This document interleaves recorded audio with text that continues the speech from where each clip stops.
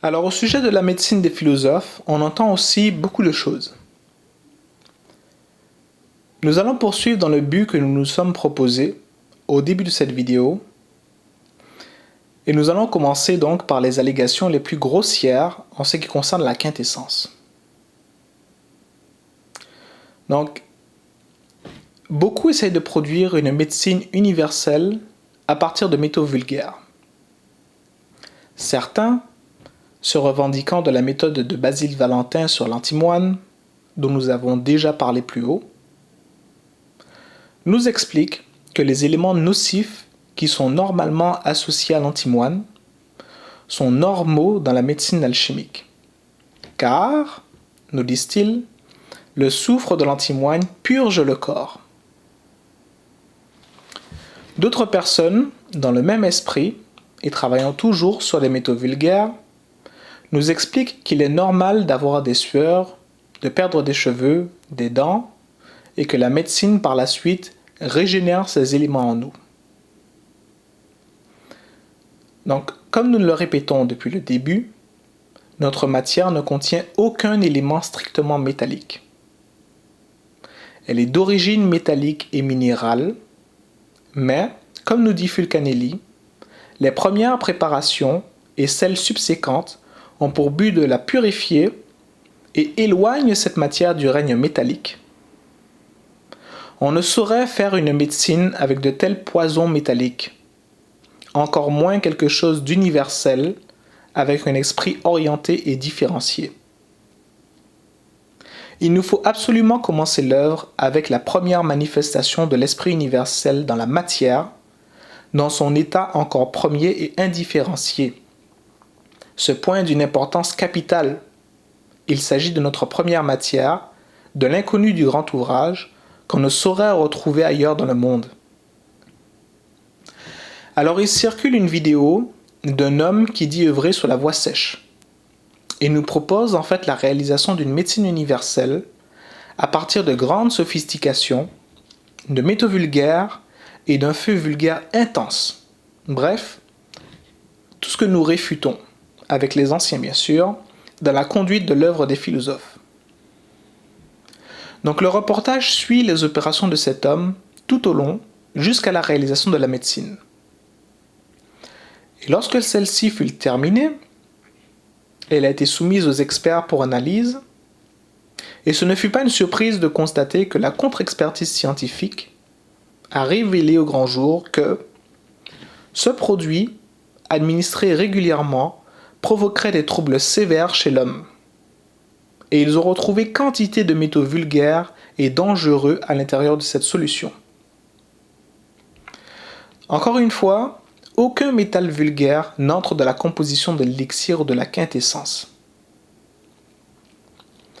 La matière des philosophes doit être débarrassée de sa gangue métallique et devient, au dire des philosophes, le représentant et l'âme du métal, la semence des métaux, et non le métal lui-même.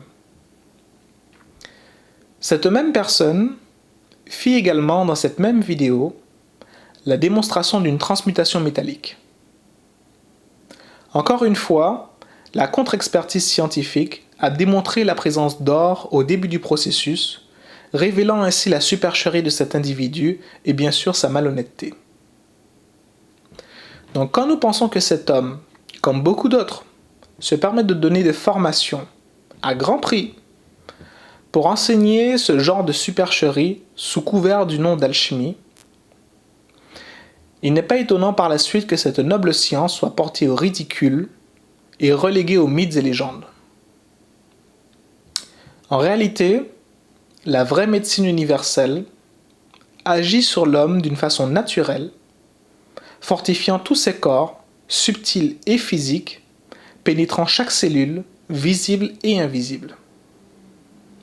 En fait, étant de même nature que l'âme, elle nourrit l'âme comme le lait nourrit le nourrisson. Elle la fortifie, elle illumine l'astral de l'homme, la purifie, le sublime et le prédispose au bien et à la lumière divine. Elle imprègne chaque cellule du corps de son être, de cette substance spirituelle et le fortifie. Elle rétablit l'harmonie du système nerveux et de la physiologie du corps, et elle procure suffisamment d'énergie au corps pour ralentir de façon considérable le vieillissement et sa détérioration. Donc cet aspect offre un avantage conséquent sur les maladies dégénératives, comme par exemple pour l'Alzheimer. Au niveau spirituel, en plus de nettoyer l'astralité de l'homme, il lui procure également une réserve d'énergie qu'il pourra utiliser pour amplifier vibratoirement ses prières, ses méditations ou bien ses rituels magiques ou théurgiques. En ce qui concerne les maladies, c'est en effet en fortifiant l'homme, en l'imprégnant d'une substance hautement vibratoire et hautement énergétique, que l'homme devient résistant à la plupart des maladies régulières et se débarrasse aussi promptement des autres maladies s'il y a lieu. Et de plus, cette substance agit sur le karma de l'homme en l'allégeant. Donc la quintessence de la nature, ou encore la médecine universelle, peut donc se consommer très bien quotidiennement, et ce sans aucun danger et sans aucune contre-indication. Elle peut donc être prise en même temps que d'autres médicaments, et au contraire, elle en soutiendra les effets bénéfiques et atténuera les effets négatifs des médicaments. C'est une substance qui agit comme le fait la nature, en provoquant des changements profonds et bénéfiques à l'intérieur de l'homme, et ce sans douleur, sans précipitation, et par un effet d'accumulation et de réitération au sein même de l'individu. Donc, il n'est pas besoin d'être malade pour en prendre, car son domaine d'action s'étend bien au-delà de la guérison des maladies. Elle a, en outre, et nous en avons déjà parlé, la propriété d'amener les règnes à leur perfection. Et cela vaut également pour l'être humain. Elle élève sa conscience et son état vibratoire. Au point de vue vibratoire, 10 à 20 gouttes d'élixir a le même effet qu'un rituel de haute magie ou de haute théurgie, ce qui en fait un atout hautement privilégié pour l'initié en quête de sa spiritualisation et réintégration. Quelques gouttes de quintessence tous les jours constituent en fait très probablement la meilleure défense physique, émotionnelle et le meilleur atout spirituel que l'homme peut acquérir en ce monde. C'est pour ça que tous les philosophes la considèrent comme le plus grand trésor du monde. Quant à son nom d'élixir de longue vie, ce n'est bien entendu pas pour dire qu'en en prenant on vivrait indéfiniment, défiant la mort et les lois naturelles. Mais le nom d'élixir de longue vie désigne en réalité tout autre chose.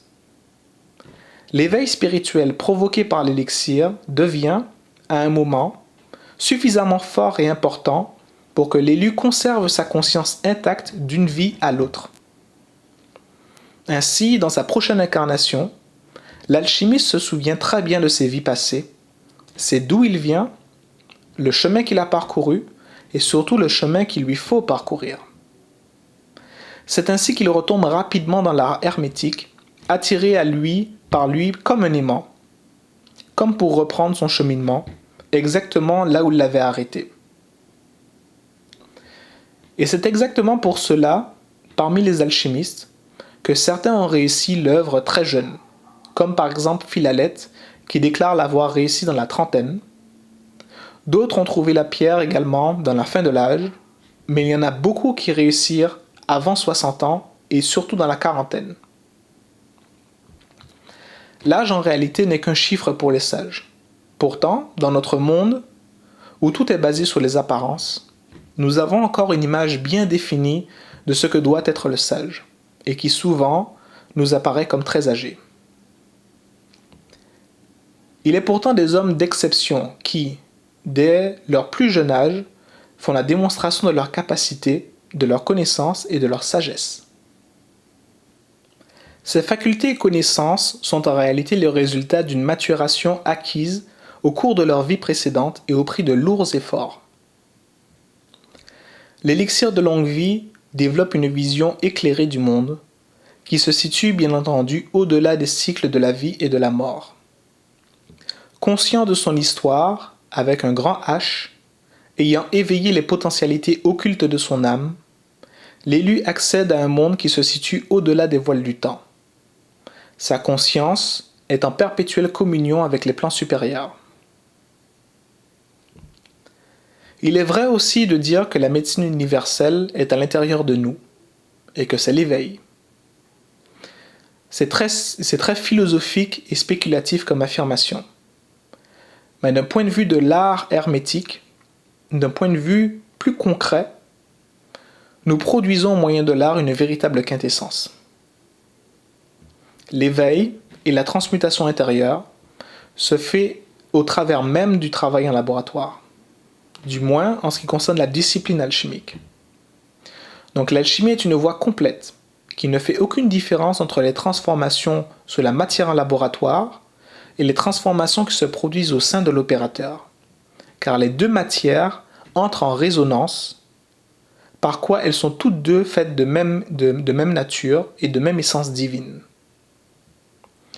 C'est justement parce que le grand œuvre fait intervenir cette substance divine, dont nous parlons depuis le début, que l'éveil spirituel se fait à l'intérieur de l'homme. Et ça, nous en reparlerons plus loin dans le chapitre sur la théurgie du feu. Enfin, pour revenir sur ce que nous avons déjà mentionné plus haut, l'artiste devient, au fil de sa maîtrise, le grand architecte de l'œuvre divine. Il en maîtrise tous les aspects, connaît les proportions et les temps requis par la nature pour arriver à ses fins. La production de quintessence par l'artiste est donc une chose qui est limitée dans le temps.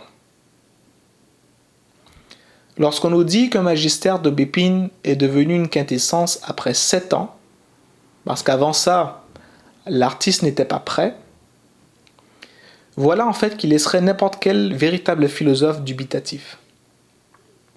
D'abord, qu'est-ce qui rend l'artiste prêt? Qu'est-ce qui définit le passage d'un soi-disant magistère à une quintessence? Il nous faut nous questionner, car nous devons faire la lumière sur les opérations et les processus du grand œuvre. Donc il faut que vous vous questionnez. Mais bref, en dehors de l'esprit critique et de la curiosité saine qu'il faut préserver pour notre étude, il est évident que cette quintessence d'Aubépine n'a absolument aucun rapport avec l'art alchimique. Lisez à nouveau les philosophes, réécoutez fréquemment cette vidéo, et vous verrez par vous-même les erreurs crasses qui polluent notre science. Pour finir sur ce chapitre, citons maintenant quelques philosophes sur ce sujet. Fulcanelli dans les demeures philosophales. Ce qu'il cherche à réaliser en premier lieu, c'est la médecine universelle ou pierre philosophale proprement dite. Obtenue sous sa forme saline, multipliée ou non, elle n'est utilisable que pour la guérison des maladies humaines, la conservation de la santé et l'accroissement des végétaux. Soluble dans toute liqueur spiritueuse, sa solution prend le nom d'or potable, bien qu'elle ne contienne pas le moindre gramme d'or, parce qu'elle affecte une magnifique couleur jaune.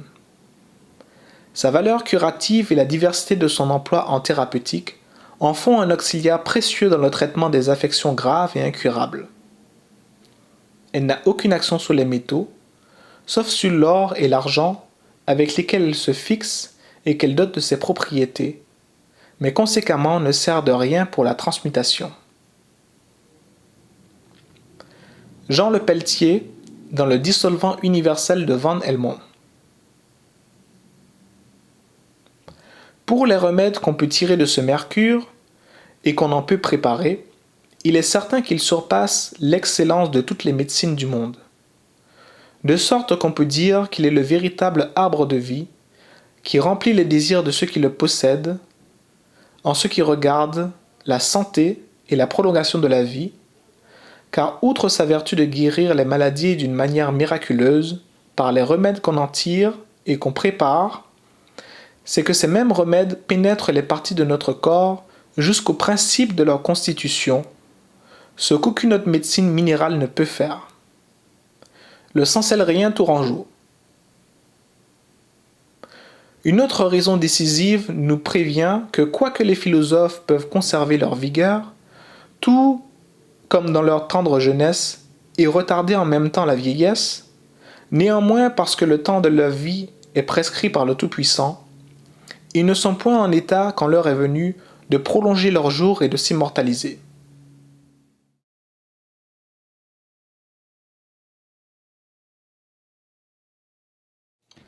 La littérature alchimique est connue pour être l'une des plus abondantes au monde. Les premiers écrits datent d'à peu près plus de 2 siècles avant Jésus-Christ. Cette abondance est d'abord le témoignage de la quête atemporelle de l'être humain pour retrouver ses origines perdues. La quête de soi et du divin sera toujours un sujet d'actualité pour tous les temps. Nous voyons au travers du grand œuvre que l'âme ne s'incarne que pour mieux s'élever. Ce faisant, elle vise toujours son perfectionnement et devient ainsi de plus en plus divine jusqu'à sa parfaite préparation et réalisation.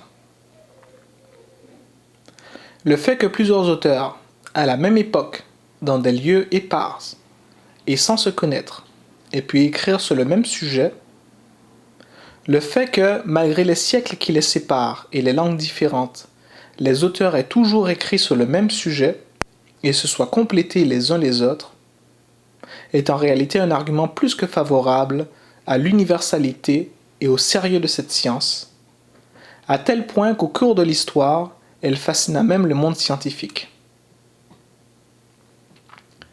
Alors, à ce niveau, les plus malhonnêtes de notre époque diront que dans tout ça, il nous reste que très peu de méthodologie, et que le meilleur moyen d'étudier l'alchimie est de faire le deuil de la compréhension mentale. Quelle médiocrité en réalité dans le raisonnement et dans la démarche philosophique.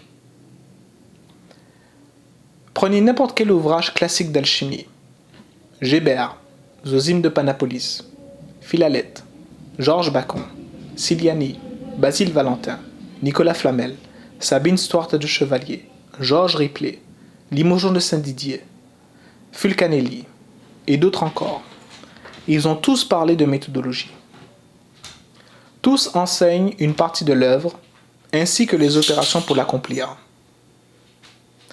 Donc ce n'est pas parce qu'on ne comprend pas les philosophes qu'il faut détourner la science pour autant.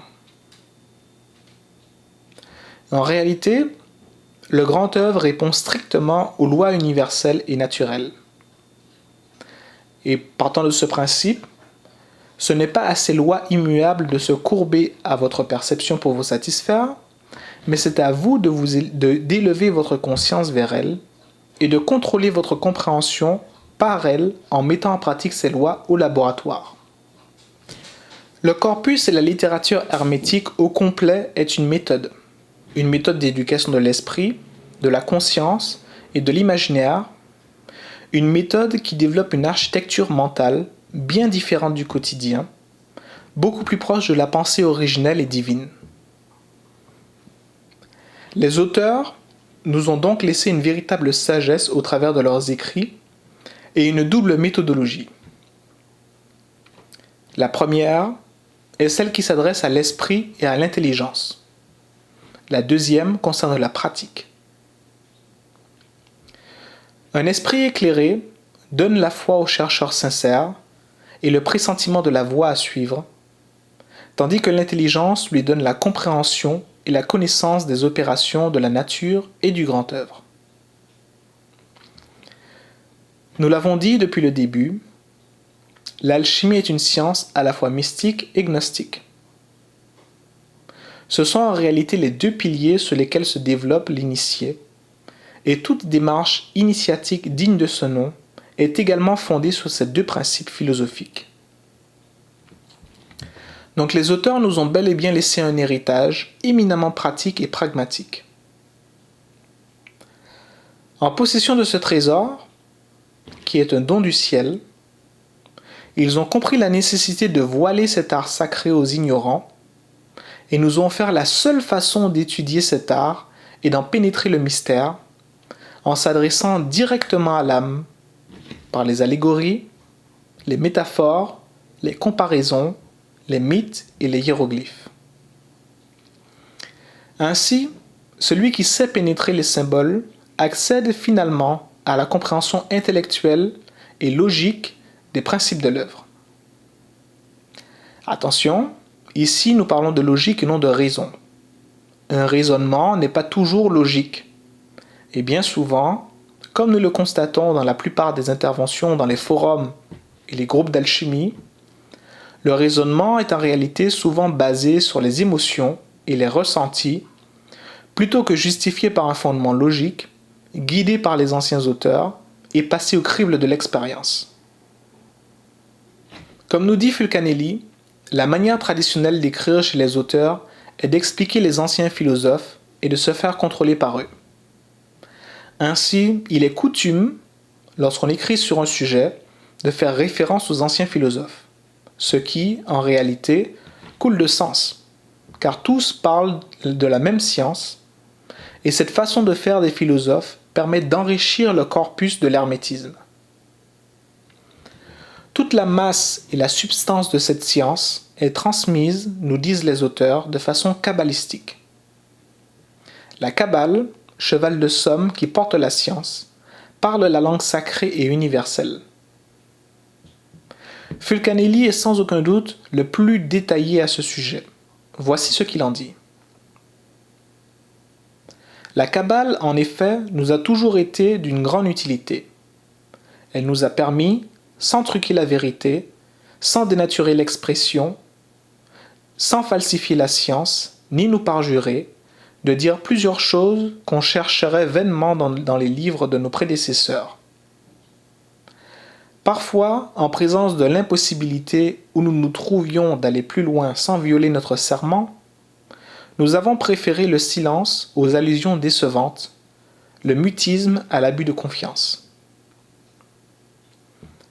La Kabbale hermétique s'applique aux livres, textes et documents des sciences ésotériques de l'Antiquité, du Moyen Âge et des temps modernes. Contrairement à la Kabbale hébraïque, la Kabbale hermétique est une véritable langue et, comme la grande majorité des traités didactiques de sciences anciennes sont rédigés en Kabbale, ou qu'ils utilisent cette langue dans leurs passages essentiels, que le grand art lui-même, selon le propre aveu d'Artephius, est entièrement kabbalistique, le lecteur n'en peut rien saisir s'il ne possède pas au moins les premiers éléments de l'idiome secret. La Kabbale hermétique est une précieuse clé, permettant, à qui la possède, d'ouvrir les portes des sanctuaires, de ces livres fermés que sont les ouvrages de sciences traditionnelles, d'en extraire l'esprit, d'en saisir la signification secrète. Elle porte, d'ailleurs, le nom et l'esprit de la chevalerie ou caballerie médiévale, lourd bagage de vérité ésotérique, transmis par elle à travers les âges. C'était la langue secrète des cabaliers, cavaliers ou chevaliers, initiés et intellectuels de l'Antiquité, en avaient tous la connaissance. C'est parce que la Kabbale fournit la cause, donne le principe, révèle la source des sciences, que son hiéroglyphe animal a reçu le nom spécial et caractéristique qu'il porte. Connaître la Kabbale, c'est parler la langue de Pégase, la langue du cheval. Donc nous avons déjà établi qu'il y a effectivement une méthode bien réelle que nous ont laissée les anciens, que cette méthode a beaucoup de rapport avec la Kabbale, et qu'il faut être un minimum inspiré pour comprendre la philosophie sacrée. Car comme les auteurs aiment le répéter, l'alchimie est un don de Dieu, et l'élu doit s'en montrer digne. Pour citer Fulcanelli, il nous dit expressément dans les demeures philosophales que la nature n'ouvre pas à tous indistinctement la porte du sanctuaire. Et n'avez-vous pas déjà entendu l'expression biblique « Ne donnez pas les choses saintes aux chiens et ne jetez pas vos perles devant les pourceaux, de peur qu'ils ne les foulent du pied. » Les philosophes transmettent ainsi leur sagesse sous le voile du symbolisme et du langage des oiseaux ou Kabbale. Chaque auteur aborde en réalité l'œuvre d'un aspect différent. Donc bien qu'ils emploient des symboles et des noms différents, ils font toujours référence au même corps, aux mêmes principes et aux mêmes opérations. C'est en réalité toute cette variété qui rend l'étude des anciens écrits un véritable travail d'Hercule, et à ce sujet nous devons citer le merveilleux travail qu'a fait Fulcanelli en dépouillant la science par une approche différente, jamais faite auparavant, et ce tout en conservant la rigueur et la tradition qu'exige la transmission initiatique. Nous aussi, au niveau de notre grande loge alchimique de l'ordre maniste opératif, nous avons suivi le modèle initié par Fulcanelli et nous avons à notre tour réalisé une œuvre magistrale adaptée à notre époque. De ce fait, nous faisons notre part et apportons également notre contribution à l'égrégore et au corpus des anciens. Nous allons expliciter notre travail au chapitre approprié. Quant à l'étude des auteurs, la seule façon de faire pour sortir de ce labyrinthe et pour lever le voile d'Isis, c'est de trouver absolument le point commun où se rejoignent tous les bons philosophes. Comme le dit le Sansellérien Tourangeau, il faut concilier en esprit tous les auteurs. Et Limogeon de Saint-Didier confirme avec raison que comme c'est une vérité constante, en parlant de la science hermétique, qui entend parfaitement un véritable philosophe, les entend assurément tous. Donc ceux qui disent et affirment que ce n'est pas ce qu'il y a dans les livres qui est important, car on ne comprend rien et que c'est fait pour, ils exposent en réalité leur propre ignorance en la matière. Encore une fois, ce n'est pas parce qu'on n'a pas soi-même réussi ou entendu correctement les philosophes qu'il faut à tout prix créer une science alternative à partir de ses propres conclusions, qui plus est si le travail en laboratoire n'a rien donné. Voyons un peu ce que les philosophes nous disent sur la manière d'entendre les anciens. Poursuivons toujours avec Limogeon de Saint-Didier. Les philosophes n'ont plein de moyens plus assurés pour cacher leur science à ceux qui en sont indignes et la manifester aux sages que de ne l'expliquer que par des allégories dans les points essentiels de leur art. C'est ce qui fait dire à Artephius que cet art est entièrement kabbalistique, pour l'intelligence duquel on a besoin d'une espèce de révélation, la plus grande pénétration d'esprit, sans le secours d'un fidèle ami qui possède ces grandes lumières n'étant pas suffisante pour démêler le vrai d'avec le faux, aussi est-il comme impossible qu'avec le seul secours des livres et du travail, on puisse parvenir à la connaissance de la matière et encore moins à l'intelligence d'une pratique si singulière, toute simple, toute naturelle et toute facile qu'elle puisse être.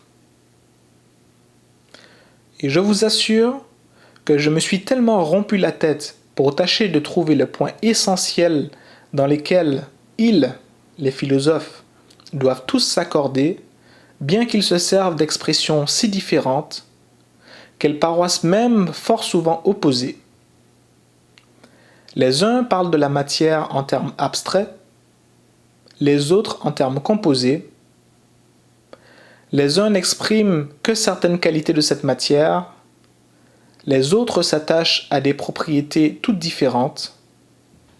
Les uns la considèrent dans un état purement naturel, les autres en parlent dans l'état de quelques-uns des perfections qu'elle reçoit de l'art.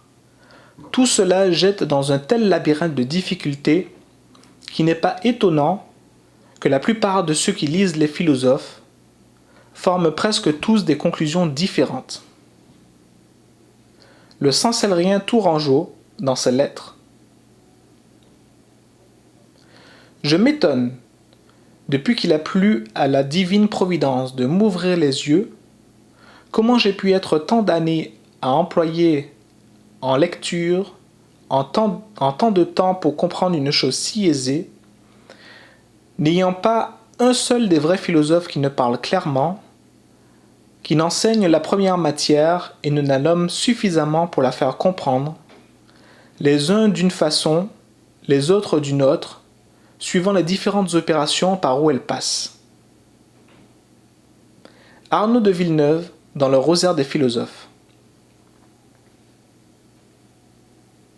Nombreux étaient ceux, même au sein de la corporation, qui se plaignaient de la langue nébuleuse de l'alchimie.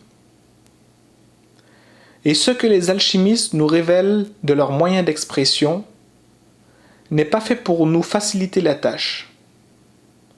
Lorsque nous disons ouvertement les choses, nous ne disons en fait rien du tout. Mais lorsque notre langage est chiffré et mis en image, nous voilons la vérité.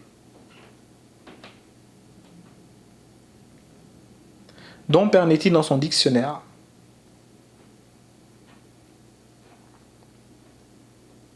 Les philosophes n'expriment point le vrai sens de leurs pensées en langage vulgaire, et il ne faut pas les interpréter suivant les idées que présentent les termes en usage pour exprimer les choses communes.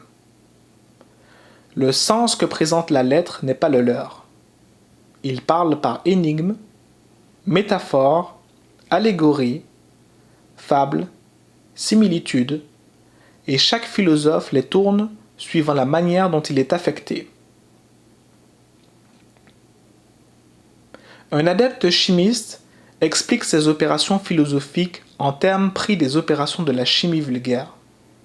Il parle de distillation, sublimation, calcination, circulation, etc., des fourneaux, des vases, des feux, en usage parmi les chimistes, comme ont fait Gébert, Paracels, etc.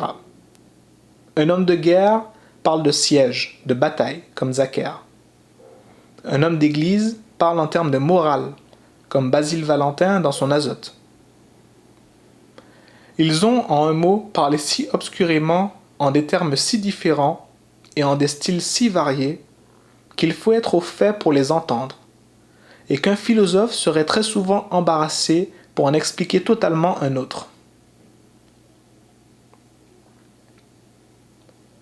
Les uns ont varié les noms, changé les opérations, les autres ont commencé leur livre par le milieu des opérations, les autres par la fin, quelques-uns ont entremêlé des sophistications, celui-là a omis quelque chose, celui-ci a ajouté du superflu.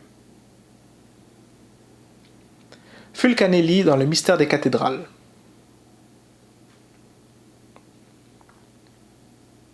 Comment établir une concordance satisfaisante entre tant d'images diverses, de textes contradictoires? C'est pourtant le seul moyen que nous ayons pour reconnaître la bonne route parmi tous ces chemins sans issue, ces impasses infranchissables qui nous sont proposées et tente le néophyte impatient de cheminer.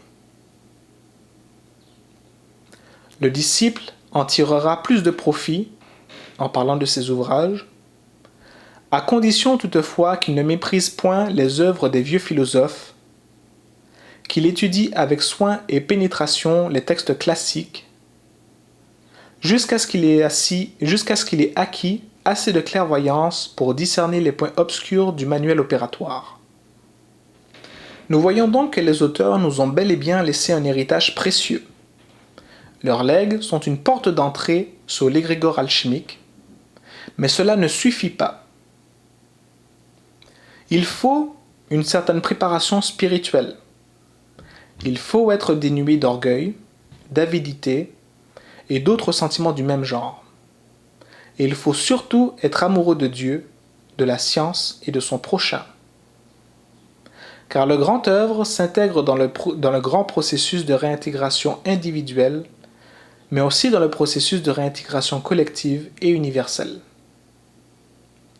Un homme ne devient en réalité illuminé que pour illuminer son prochain et participer à des œuvres d'ordre supérieur et divine. C'est pourquoi les philosophes enseignent que la connaissance de nos principes s'acquiert par révélation, que la méditation, que la prière ou théurgie sont une part essentielle de la démarche initiatique et hermétique. Comme nous le verrons dans le chapitre sur la théurgie, toute démarche réellement initiatique nécessite l'intervention d'un élément non humain. L'éveil spirituel, le véritable éveil, c'est-à-dire sur les plans divins, ne peut se faire qu'avec la présence de cet agent inconnu et divin.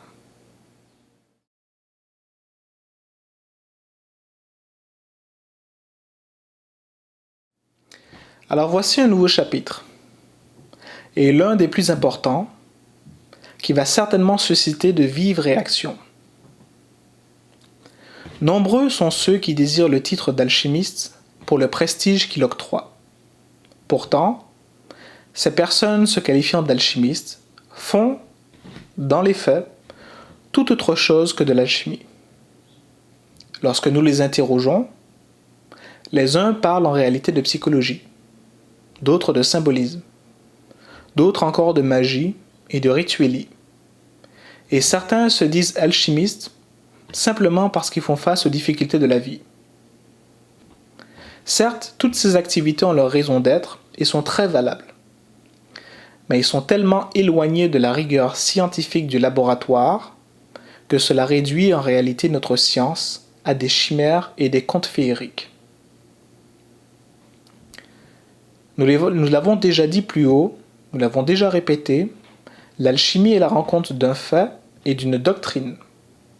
Son sujet est la matière des philosophes, qui dévoile son aspect hautement divin au cours des premières préparations de l'œuvre. Sans cette matière, les ouvrages des philosophes deviennent vains, car le travail en laboratoire opère sur cette matière sacrée et ce travail va finir par correspondre exactement aux descriptions des philosophes, de sorte que l'artiste est capable de vérifier au laboratoire les dires des philosophes, mais aussi de comprendre ce qui lui était encore inaccessible en observant les changements qui s'opèrent sur la matière. Donc en ayant une vision concrète de l'œuvre et des opérations de l'esprit et de la nature, la lumière se fait chez l'artiste et sa compréhension s'accroît. Ses perceptions deviennent plus justes, ses manipulations plus précises. En dehors de cette matière, vous faites tout autre chose, mais nullement de l'alchimie. Alors il y aurait une voie que l'on appellerait voie royale et qu'on différencie de la voie opérative en laboratoire. Bien qu'il soit aisé de comprendre, au vu de tout ce que nous avons dit, que l'un ne va pas sans l'autre, nous allons expliciter quand même le tout ici. Il est à noter à nouveau ici qu'à aucun moment dans les ouvrages classiques d'alchimie, les auteurs séparent une voie purement spéculative d'une voie opérative en laboratoire. L'un des principes fondamentaux des philosophes est que matière et esprit ne font qu'un. Les philosophes opèrent sur une matière qui est imprégnée de l'ADN de Dieu, une matière qui est encore indifférenciée et qui contient le potentiel de toute chose, et de cette matière, ils en font une matière christique, qui manifeste son plein potentiel. Les changements au niveau spirituel, et plus précisément au niveau vibratoire, se réalisent à la fois sur la matière en laboratoire, mais imprègnent aussi l'artiste et provoquent les mêmes changements à l'intérieur de lui. Donc parler d'une voie purement spirituelle et spéculative sans y inclure les témoignages du laboratoire ne fait absolument aucun sens dans la discipline alchimique. Ceux qui enseignent ce genre de pratique, sous couvert d'alchimie, fourvoient en réalité les vrais chercheurs. Tant mieux par contre si certains y trouvent leur compte. Cela permet tout de même de faire la séparation entre ceux qui désirent véritablement œuvrer et les simples curieux qui sont attirés par la fascination du monde alchimique. Cependant, nous allons apporter un peu de nuance dans nos propos. Il existe en effet une alchimie qui se produit naturellement à l'intérieur de l'homme et en toute chose. Ce processus alchimique est en réalité celui qui permet les changements d'état entre la mort et la renaissance, c'est celui qui permet l'évolution de la conscience et de l'esprit, sa cohésion et son rapport avec la matière. Donc, qu'on le veuille ou pas, il y a véritablement une alchimie spirituelle qui se produit. Par contre, en ce qui concerne les disciplines de développement personnel et les disciplines d'éveil qui se développent autour de cette science, nous ne pouvons pas appeler ça de l'alchimie. Vous faites de la magie, de la psychologie, du symbolisme, voire même du chamanisme pour certains, mais ce sont des disciplines différentes de la discipline alchimique, et par leur méthode, leur portée, leurs impacts sont complètement différents. Elles permettent cependant de stimuler jusqu'à un certain point ce processus d'alchimie intérieure qui se produit naturellement à l'intérieur de l'homme.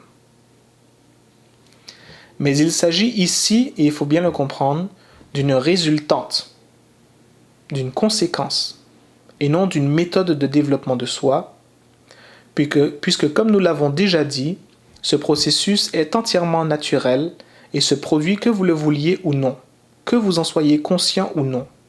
Autrement, s'il n'y avait pas ce processus d'alchimie spirituelle qui se produirait constamment en vous, vous n'existiriez pas. Nous ne pouvons donc pas qualifier l'alchimie spirituelle de voie à proprement parler. Ce terme d'alchimie spirituelle désigne simplement les processus naturels qui agissent à l'intérieur de l'homme et à l'intérieur de toute chose. Malheureusement, à force de poursuivre dans les méandres de la spéculation, nous voyons pondre toutes sortes de conclusions sans fondement qui n'engagent bien entendu que ceux qui les propagent.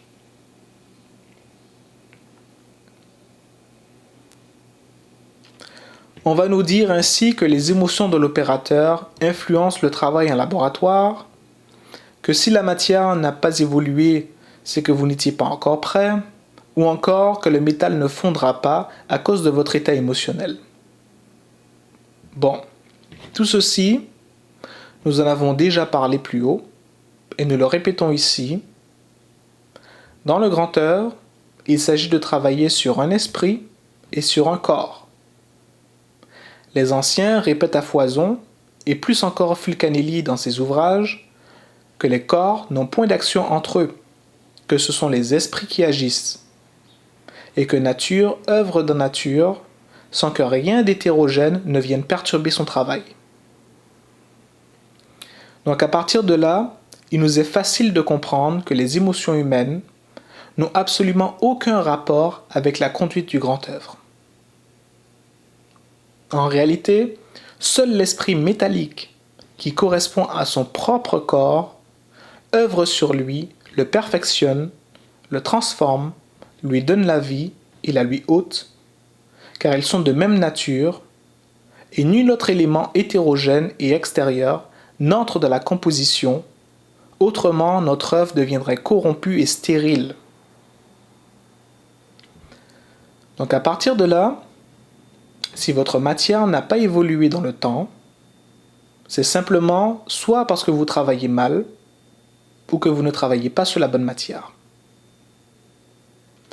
Si vous travaillez avec l'esprit qui correspond, ce dernier agira nécessairement sur son corps, c'est aussi simple que cela.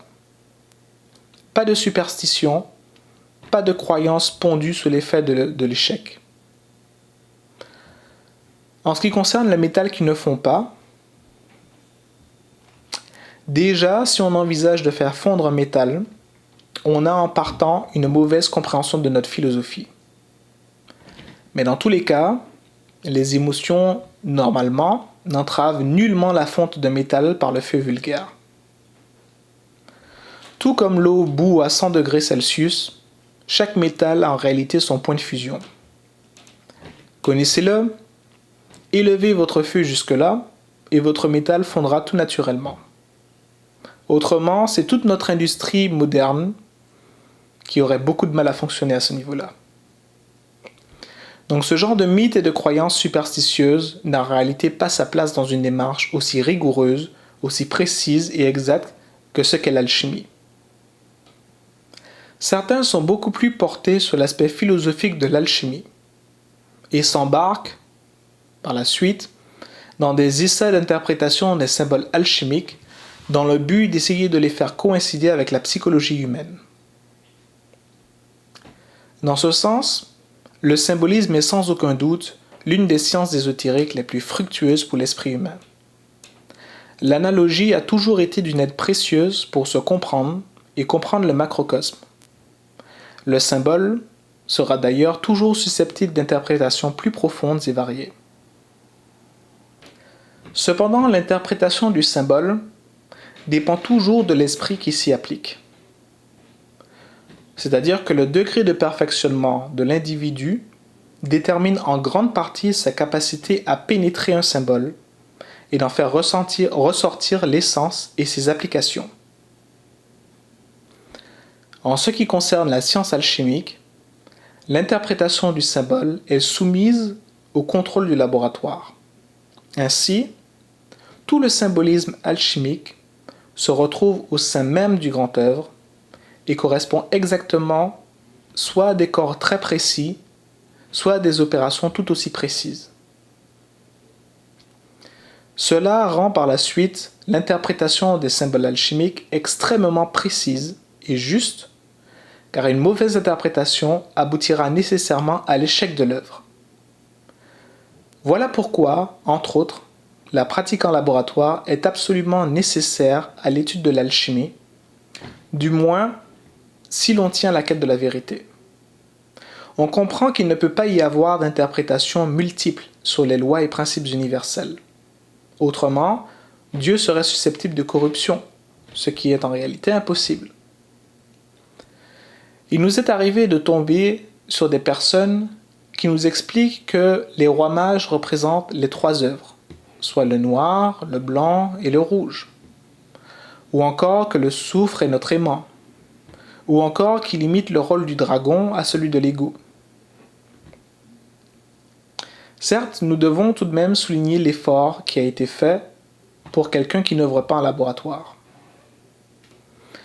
Le psychologue contemporain Carl Gustav Jung a aussi tenté une analyse psychologique de la symbolique alchimique, mais on y trouve également les mêmes limites quant à l'analogie avec l'être humain et ses rapports dans l'œuvre et dans le macrocosme.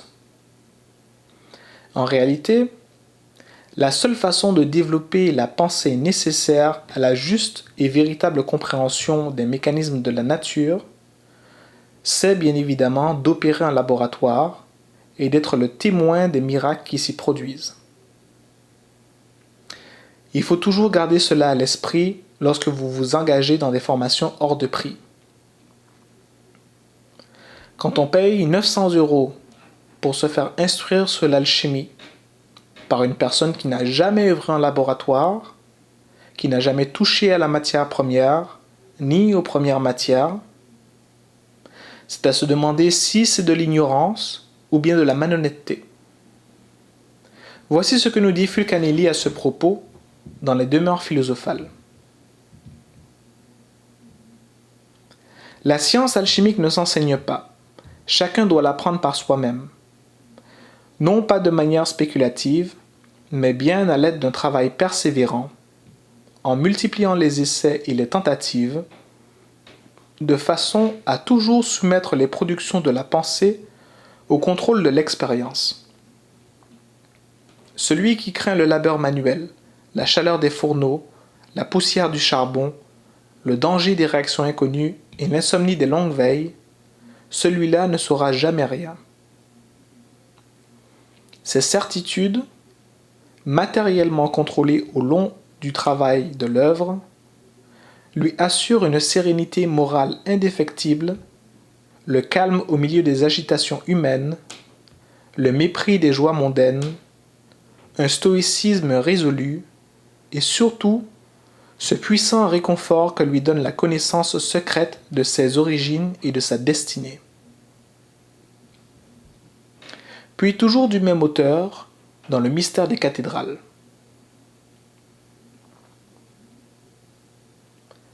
La science que nous étudions est aussi positive, aussi réelle, aussi exacte que l'optique, la géométrie ou la mécanique, ses résultats aussi tangibles que ceux de la chimie, si l'enthousiasme, la foi intime y sont des stimulants, des auxiliaires précieux, s'ils entrent pour une part dans la conduite et l'orientation de nos recherches, nous devons cependant en éviter les écarts, les subordonner à la logique, au raisonnement, les soumettre au critérium de l'expérience.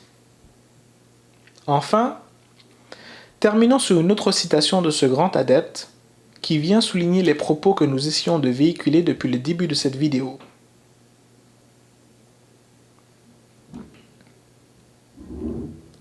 Ce n'est pas assez d'être studieux, actif et persévérant.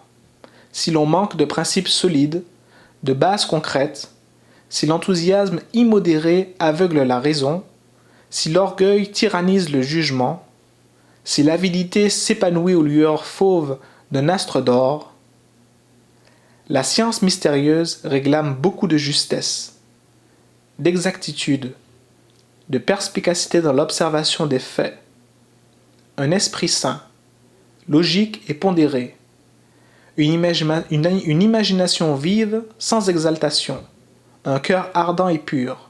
Elle exige, en outre, la plus grande simplicité et l'indifférence absolue vis-à-vis des théories, des systèmes, des hypothèses que, sur la foi des livres ou la réputation de leurs auteurs, on admet sans contrôle.